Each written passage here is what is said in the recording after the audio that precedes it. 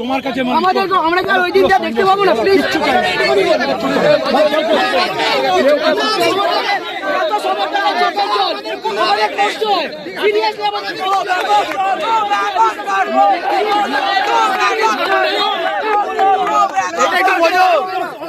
অস্কারকে ছাড়ার ক্ষমতা আমাদের এখানে নেই, এটা বুঝতে হবে।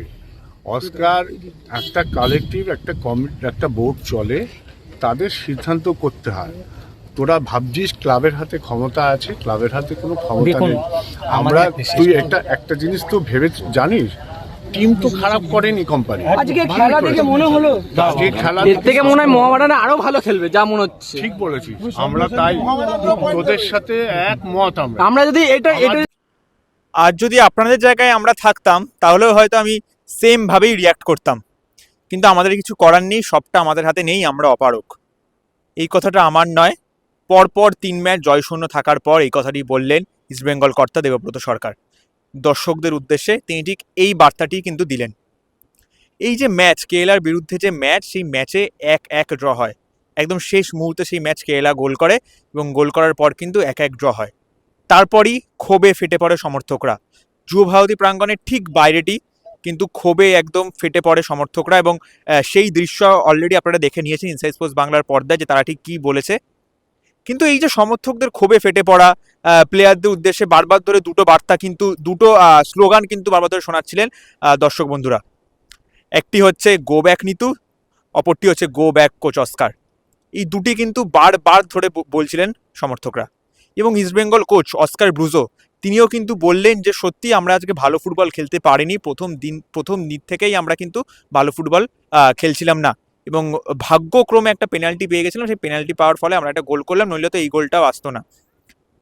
একদম প্রায় ম্যাচ শেষ হওয়ার প্রায় 1.5 ঘন্টা পর যখন শীর্ষকর্তা যখন দেবব্রত সরকার বেরিয়ে এলেন স্টেডিয়াম থেকে, তখন কিন্তু দর্শকদের উদ্দেশ্যে তিনি বললেন, যে প্রথমেই জানালাম, তার এই যে আমরা একটা খবর করেছিলাম না যে কোচ আর ম্যানেজমেন্টের মধ্যে কি একটা ঝামেলা লেগে গেছে, একটা কি ইস্টবেঙ্গল পরিবারে একটা কি অশান্তি দেখা যাচ্ছে।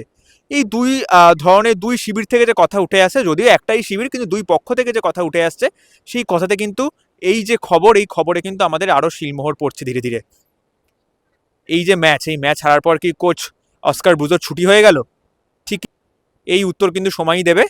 এবার আপনারা ইনসাইড স্পোর্টস বাংলার পর্দায় কিন্তু শুনে নেবেন যে ইস্টবেঙ্গল কর্তা দেবব্রত সরকার কি জানালেন।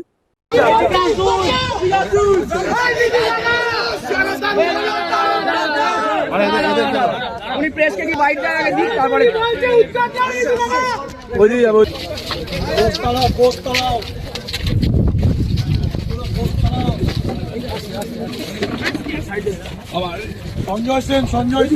আগের দিন বলেছিলাম আমি কিছু বলবো না, আজকে ওদের জিজ্ঞেস করার আগে বলছি, এর থেকে ওয়ার্স্ট ফুটবল আর দেখিনি। এই ফুটবল খেললে এই রেজাল্টই হবে। চলো আমরা তোমার কাছে আমরা কি ওই দিনটা দেখতে পাবো না? প্লিজ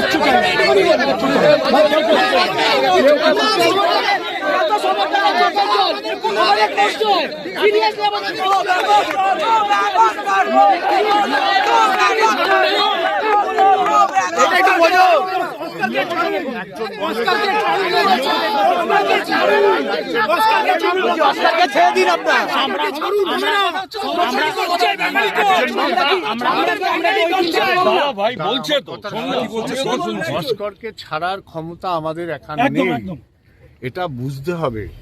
অস্কার একটা কালেকটিভ, একটা বোর্ড চলে, তাদের সিদ্ধান্ত করতে হয়। তোরা ভাবছিস ক্লাবের হাতে ক্ষমতা আছে, ক্লাবের হাতে কোনো ক্ষমতা নেই। আমরা তুই একটা জিনিস তো ভেবে জানিস, টিম তো খারাপ করেনি কোম্পানি। আজকে খেলা দেখে মনে হলো খেলা থেকে মনে হয় মোহামেডান আরো ভালো খেলবে, যা মনে হচ্ছে। ঠিক বলেছিস, আমরা তাই তোদের সাথে একমত। আমরা যদি এটা যদি তোদের মতো অবস্থা, এটা যদি আমরা এই টিমের জন্য এখানে কেন আসছো? আমরা এই টিমের সঙ্গে যদি কথা হচ্ছে, আমরা এই টিমের সঙ্গে যদি হেরে যাই, আমরা এই টিমের সঙ্গে যদি হেরে যাই, তাহলে আমরা মোহনবাগানের সঙ্গে কি লড়বো? আমরা তো চাই মোহনবাগানের সঙ্গে না। আমরা কি এই হার থেকে আগে আসছিলেন? আপনারা প্রেস বিষয় ওদেরকে আগে আনতে হবে। হ্যাঁ আমরা 3 পয়েন্ট চাই, আমরাও চাই। শিক্ষা দীক্ষা জ্ঞান বুদ্ধি সব আছে, ক্লাবের কি ক্ষমতা আছে আপনি কি জানেন? কি করতে পারে ক্লাব? পরে ফোন করছি। তো প্লেয়ার গুলো আজ এই অবস্থা কেন? কেন চোট পাচ্ছে? না, না, এখন তো সেটা তো- টুর্নামেন্ট অনেক কমে গেছে। আমি বলছি আমাদের কোচের হাতে দায়িত্ব। কোচকে ইন্টারফেয়ার করলে লোকে বলবে কোচকে ইন্টারফেয়ার করছে, আবার কোচকে না বললে তার আবার ক্ষমতা আমাদের নেই। আমরা হচ্ছে শাকের করাত সাপোর্টার, আমরা সবাই তাই। যেহেতু দেশের সিস্টেম চেঞ্জ হয়ে গেছে ফুটবল, ক্লাবটা তো আমাদের জন্য, ওটা তো আমাদের কাছে মন্দির, ওটা তো আমাদের কাছে মন্দির। আমরা এখনো আজকে টিকিট আনতে গেলে আপনি বিশ্বাস করেন, আমরা টিকিট আনতে গেলে নমস্কার করতে ভরসা রাখছি, আইএসএল এর আলাদা তাও এত আপনার উপরে ভরসা রাখছি, কিন্তু আপনি পিছনে ছিল দয়া করে টেকটাকে নিয়ে যাবেই যাক। শিল চ্যাম্পিয়ন হতে পারতাম, ওই 9 থেকে প্রত্যেকবার শেষ করি, অবনমনেই যাই। কাপ চ্যাম্পিয়ন হতে পারতাম, কোনোটাই হয়নি। না আজকে আমাদের টিম কি হারার মতো ছিল? ছিল বলুন দাদা, আজকে আমাদের টিম কি হারার মতো ছিল?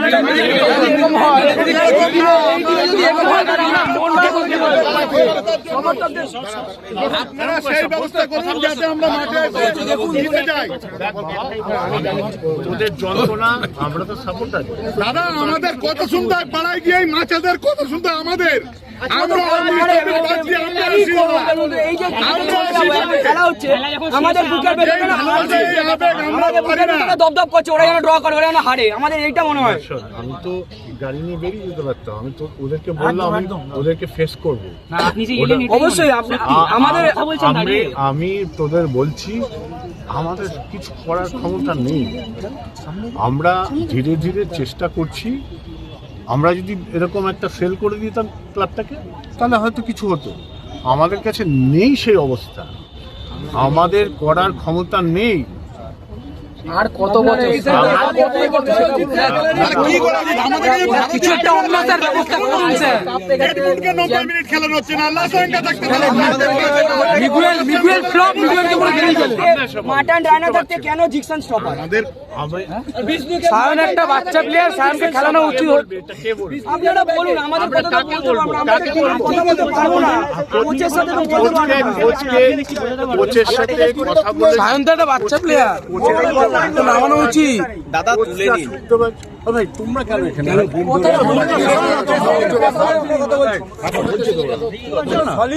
আমাদের কথা বলতে দিন।